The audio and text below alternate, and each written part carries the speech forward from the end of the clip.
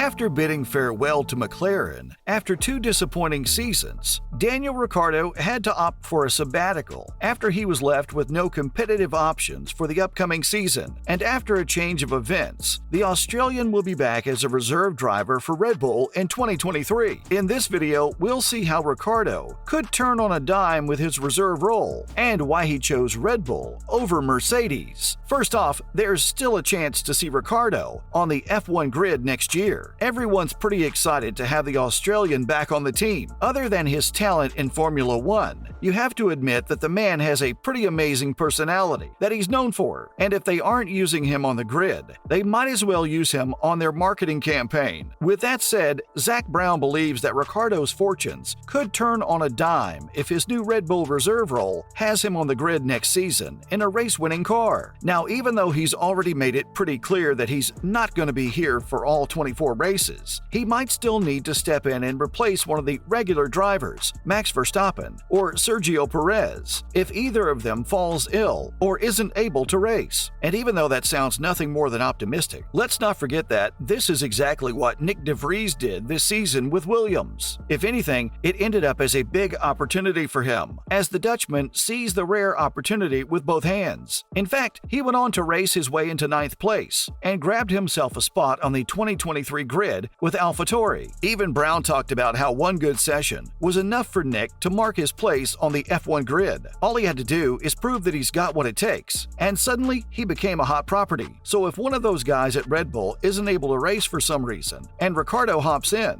imagine what he could do. Or in Brown's words, all of a sudden, he took that car to where it is now. It can just turn on a dime. Following up, Ricciardo turned down Haas for Red Bull. Let's not forget that he turned down a Haas driver, or at least the offer to call Gunther Steiner to negotiate it, all in favor of taking on the Red Bull third driver role. On the other hand, Brown isn't sure if this was the right move, because on one hand, we're comparing a reserve driver role to a racing seat. On the other hand, we're also comparing a competitive team with another that's at the back of the grid. So what could have been better for the Australian in the long run? No one can say for sure. Think about it. If he were to negotiate an offer with Kevin Magnussen and go to Haas, that would be one way of racing in Formula One. But if a Red Bull driver comes down with something and can't race, suddenly Ricciardo's in a race-winning car. He can go out to win the race and seize the opportunity to get back on the grid. Once he brings back the talent he's known for, he'll have a better shot at grabbing a race seat for a competitive team for 2024. So it's hard to say which one of these situations would have created the best opportunity. Not only that, Ricciardo turned down the option of a racing seat at Williams, along with a reserve driver role at Mercedes, and chose to join Red Bull instead, which was sort of a backtrack in terms of his F1 career. Clearly, he's made a very careful choice. Not to mention, Ricciardo has been pretty picky with his options for 2023. Rewind to a few months ago, and by the time McLaren and Ricciardo decided to part ways, there was just one seat with a top half of the grid team available, and that was none other than Alpine. As for the others, there was Haas, Williams, and AlphaTauri, but the Honey Badger made it clear that he's not going to be racing for anything short of podiums. And since that was the goal, a reserve driver role with any team that wasn't at the front of the line was simply not an option. It wasn't long until Mercedes swooped in on him with a reserve driver role. On the other hand, Brown was pretty surprised that other teams looking for drivers didn't reach out to the Australian. At the same time, Ricciardo wasn't interested in taking up any offer he could find either. If anything, he's been pretty picky throughout this. Either way, he wants to stay in the game and does whatever he can to make sure that happens. Let's not forget that the option of IndyCar racing also came up, but again, Ricciardo made it very clear that he's not leaving Formula One anytime soon, whether it's a reserve driver role or a sabbatical. Talking about his F1 career, he won in Monza last year, and even if he's had a couple of disappointing seasons, 8 races are still a lot of races to win. In fact, Brown says that maybe we couldn't unlock his potential, so he's hoping that in a new environment, in a competitive team, something or the other will unlock it.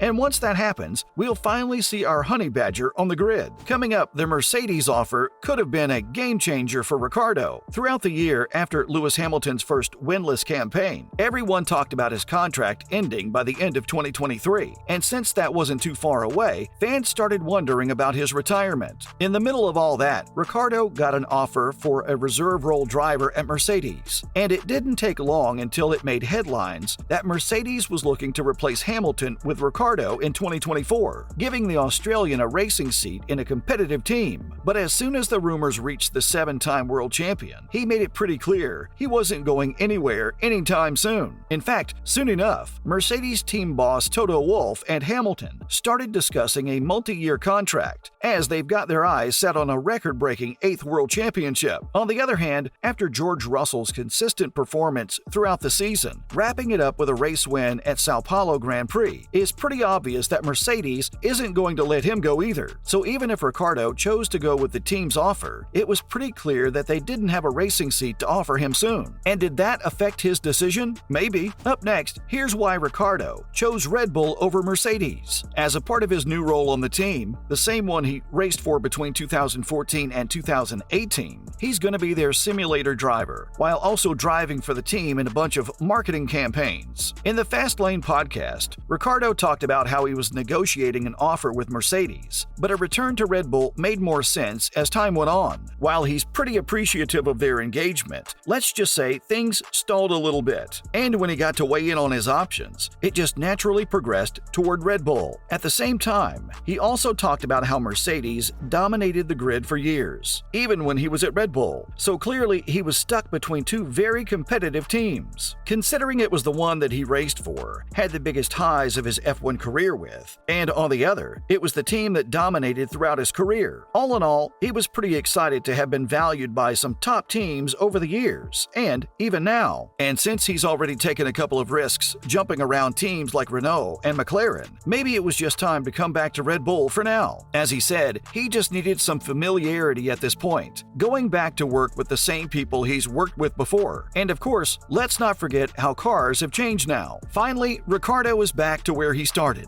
In 2018, the F1 driver left the team because he felt Verstappen was getting all the spotlight. Back then, they were teammates with racing seats on the team. 4 years later, he's back, and Verstappen, a 2-time world champion who's grabbed the titles in a row, while Ricciardo's a reserve driver. So we can't help but think, does he regret leaving Red Bull? The Dutchman thinks Ricciardo should have talked things out back in 2018 and never have left the team in the first place. And who knows, maybe things would be completely different for the 8-time Grand Prix winner. On the other hand, the Australian thinks it was exactly what he needed to do back then, and regretting it isn't going to help. That's a wrap for this video. How do you think the Red Bull move will shape Daniel Ricciardo's future in F1? Should he have gone with Mercedes instead? Let us know in the comments below. Make sure to give this video a thumbs up and subscribe to our channel for more videos like this. See you in the next one.